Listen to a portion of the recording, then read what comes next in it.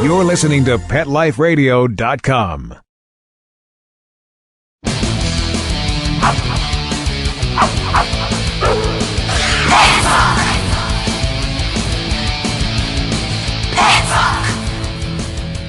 Hey everyone, this is Kristen Powers with Petz Rock at Pet Life Radio. I hope you're having a super day because today we have an awesome interview with Alexis Ulrich. She was the 2010 Humane Teen of the Year by the Humane Society of the United States. So everyone, please welcome Alexis to the show. Hey Alexis, how are you doing? Hi, I'm good. Cool. So you're on the show today because you got this really prestigious honor of being named the 2010 Humane Teen of the Year. What work did you do to win this award? Well, I've been advocating for animals since about middle school, and I've been working mainly on the Canadian seal hunt because that is what I learned about first. But I've also been advocating for animals that are stuck in puppy mills. I've been trying to get animals in shelters out to families, and I've worked with a bunch of different issues. But I am mainly involved with the Canadian seal hunt. Cool. So what does that entail usually when you're working with these issues? Well, with the Canadian seal hunt specifically, I've been doing a lot of promoting and a lot of education about the hunt to my friends, my family, classmates, and just letting them know pretty much what is going on. And that way they can make their own decision about what exactly they want to do about it. And so there's a lot you can do about it, banning Canadian seafood, sending letters to the prime ministers, things like that. So I've been working on that a lot. With the other cases, it's pretty much just about education to family, friends, classmates. And that's what I'm really have been working on since I was in middle school, is just to let everybody know about the issues. Cool. So how did you get started with these issues? Like, what kind of ignited the flame that led to all this? Well, I actually received an email from the Humane Society when I was young, and they were informing me about the Canadian seal hunt. And I honestly thought it was a joke or some sort of exaggeration to get money from me. And I just did some research and saw that it's actually what's going on, and there was a lot of sources that confirmed that it was happening. So that kind of sparked me to go onto the Humane Society website and just kind of look at all the issues that were happening. And once I realized that this was actually happening, it really motivated me to get involved with animals. Cool. So would you say that the seal hunt is definitely the issue that's closest to your heart? Yeah, it definitely is. I have pets of my own, and I understand dog fighting and animals in shelters and things like that. But for some reason, with the Canadian seal hunt being the first thing I learned about and the thing that I've been working the hardest for, it is definitely one that's closest to my heart. And what exactly is the Canadian seal hunt for our listeners that aren't quite sure they know what that means? The Canadian seal hunt is an annual hunt that takes place in Newfoundland, Canada. And it is basically the slaughter of baby seal pups. And what they do is the fishermen who are catching all of the fish that they send out to America and Europe, they are on their off time going out to the ice floes and killing the baby seals for their fur. And then they're sending this fur to fashion designers in Europe. And I think it's more specifically Norway and Japan. So that's basically the gist of what the Canadian seal hunt is. So what can people do to help combat that? One of the major things that they can do is to stop buying Canadian seafood, because the fishermen who are also killing the baby seal pups make most of their money from the seafood that they sell to people. It's really good if we cut them off financially by stopping buying their seafood. Yeah, it's also good to write to the government of Canada and just keep letting them know that this is not a good practice, that people in Canada don't even agree with it, and that it's really not even benefiting their economy or the economy and financial situation of the fishermen.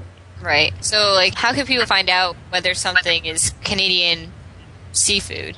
In the grocery stores, every grocery store is required to know where they got it from. I'm not sure if they all do, but they're required to.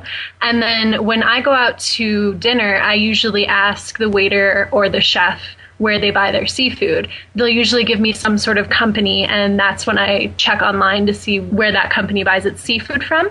There's also a really long list on the Humane Society that breaks down what restaurants have pledged to boycott Canadian seafood in each state.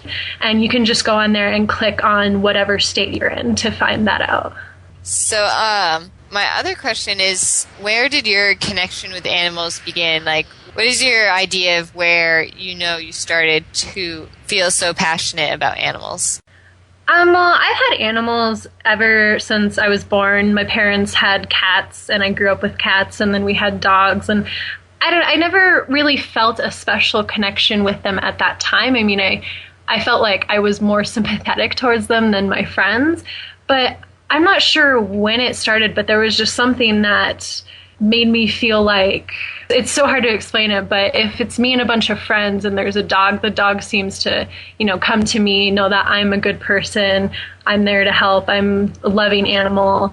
And I've always gotten along with other animals. I've never been one of those little kids that picked on the animals or, squashed the ants just for the fun of it.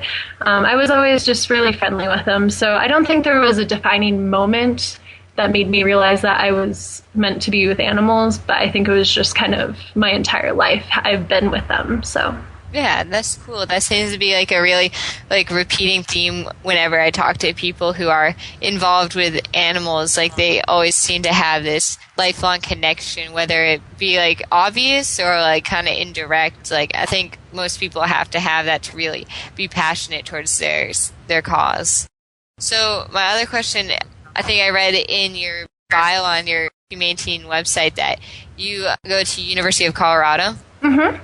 So how do you incorporate your love of animals into your college life? I do. I actually started a campus organization called the Auraria Students for Humane Treatment of Animals.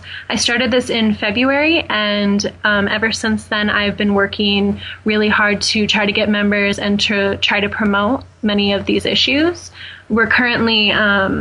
I've currently been setting up a bunch of different workshops throughout October and November that deal with education on animal cruelty. So we've got some about animal fighting, some about factory farming, puppy mills, wildlife abuse, marine animal abuse. So that's our main project this semester. So I've been really working on just trying to educate a lot of my classmates. When I get to choose a paper topic or a speech topic, it's usually about an animal rights issue. And I've also been working with a teacher on campus to try to set up a animal rights class that people can take. So I have a question for you, kind of based from personal experience. I do a lot of work where, I try to get people to do buying local food. And I was just wondering what usually you get for your response when you encourage people to buy food that was humane or maybe that doesn't support inhumane practices like the seal hunt. Do you often find people are generally supportive, or do you have naysayers, and how do you handle those cases? Generally with the seal hunt, I get most people who are surprised that something like that even goes on. And most of them will be interested, want to learn more about how they can boycott that food. I have also been working with a few vegan groups that have come onto our campus, and I know that has been a pretty big challenge to get people to get interested in going vegan or vegetarian. I've gotten a few people who take a look at the literature and see that it's actually pretty disgusting what's going on, and that they would be really interested in going vegan, but they're just too afraid that it's going to be really hard, that they're going to have to change their lifestyle.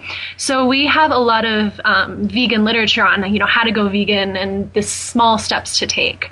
So I normally get kind of a mixed reaction, especially with the vegan pamphlets.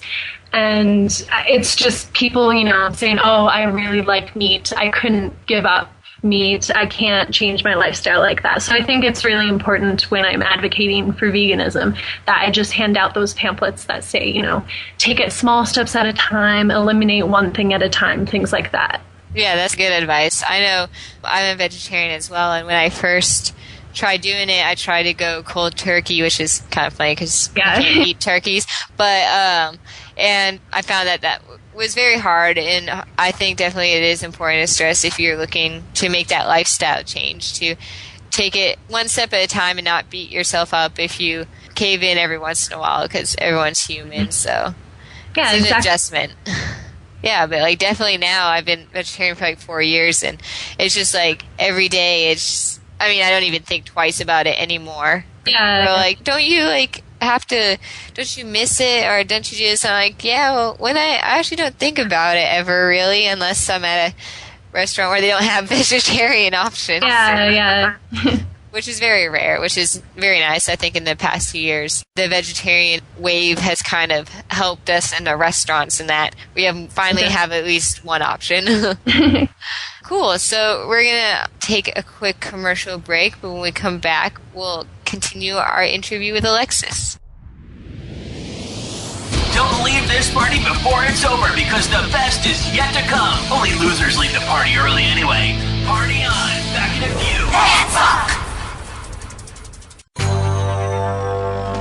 It's designerpetsweaters.com. Hand-knitted designer sweaters for your precious pup or cool cat. Beautiful couture patterns for your pets, including custom-knitted formal wear, casual wear, yachting, and even sports-themed. Many designer pet sweaters include feathered tammy hats, top hats, and a lot of sparkle. Each sweater includes leg loops, front paw sleeves, and leash opening. Visit designerpetsweaters.com to order your four-legged fashions today. Large or small, we fit them all. designerpetsweaters.com. Pet Life Radio, the #1 pet radio network on the planet, joins forces with iHeartRadio to put the power of your pets in your pocket. Awesome! Download the iHeartRadio app and rock Pet Life Radio on your phone, on your tablet, on your Xbox, in your car. Pet talk, pet tunes, and fun pet times. Pet Life Radio and iHeartRadio. Positively Possum.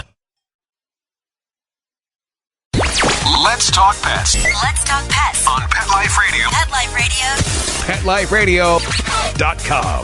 Hi, this is Rochelle Lefebvre from the Twilight franchise. You're listening to the amazing, unstoppable Kristen Powers on Pets Rock at Pet Life Radio. Back to the party. Let's go. With the hottest party in town.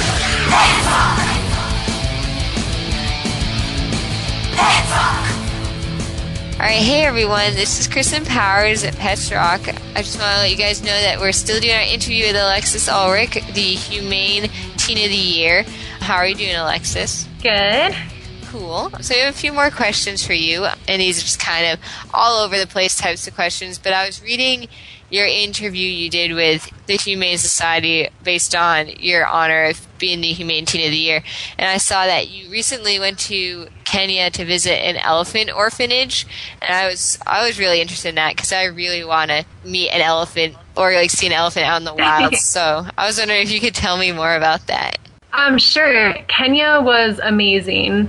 I went there to visit a friend, and while we were there, she took us to, first she took us to a giraffe conservation society, or I can't remember the full name of it, but it was basically a big place where they saved the giraffes, and that was amazing because we got to feed them, and I actually ended up kissing one of the giraffes, and so that was a lot of fun.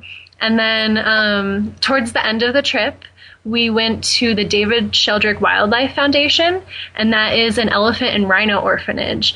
And what they do is that when an elephant has been killed in an illegal hunt or poaching, sometimes there's the baby with the mother, and the baby does not understand that he needs to, go off and find other food. He'll stay with his mother and not understand that she's dead. And this has caused a lot of babies to just sit down and die. And so what the David Sheldrick Wildlife Trust does is they go out and they find those babies and they rescue them.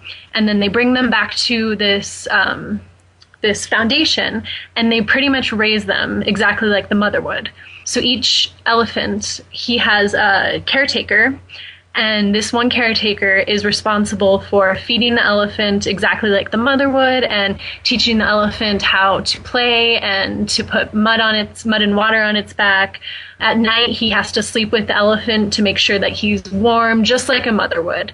And so they're teaching this elephant pretty much exactly what it would have learned in the wild. And So at age 5, they release him back into the wild and hope that, they have taught him enough to actually survive. And so they do this they have a lot of baby elephants, and they're absolutely adorable. And I have tons of pictures from it. Mm-hmm. And they also do this with rhinos, although rhinos are going pretty extinct in Africa. So they only had one rhino there at the time. Oh, okay. That's very interesting. I don't know. That seems like you would have to have a lot of dedication to, raise an elephant like that. It's pretty hardcore, but it's so cool. Yeah, I think the employment is their lives. I mean, they don't get to leave the area. They don't really have families, so they have to stay with the elephant for its entire life. And then I believe that they get a new elephant and pretty much do that for as long as they want. So. Well, it's it's such a good cause. I mean, at least you're spending your life making a difference. Yeah, definitely. Really cool. My next question for you is, what is one of your favorite memories you have relating to animals? Oh, there are so many. I really love going and visiting conservation areas like the giraffe place, like the elephant place, or I love Cheyenne Mountain Zoo, which is another conservation society in Colorado Springs. And I just love it because you can get so close to the animals, and it's not like a petting zoo type of thing. It just feels like you're a lot closer to the animals without them being in inhumane conditions. I loved seeing that. It made me really happy because then, you go back and you see elephants in the circus, and it makes me sad to think about how happy they would be out in the safari like that. Right. Yeah. So do you plan on making a career out of animal welfare or animal rights? Definitely, yeah. I would like to work internationally and try to work in places like Africa where they don't have a set standard for humane treatment of animals. And I remember being in Africa, the sense that I got was that house pets like dogs and cats, they're not as valued as a member of a family like they are today. So, cats were wandering around, dogs were wandering around, dogs weren't allowed in the house. We saw one cat that just came up to us in a restaurant begging for food. And so that really drove me to do something about places that have maybe not as great of an economy, and so they can't spend their money trying to take care of the animals. So I would definitely want to work with them and try to establish policies that would benefit the animals. That sounds like a very cool career. So my last question for you is if you have any advice for teenagers looking to make a change for another animal. I would say just get involved.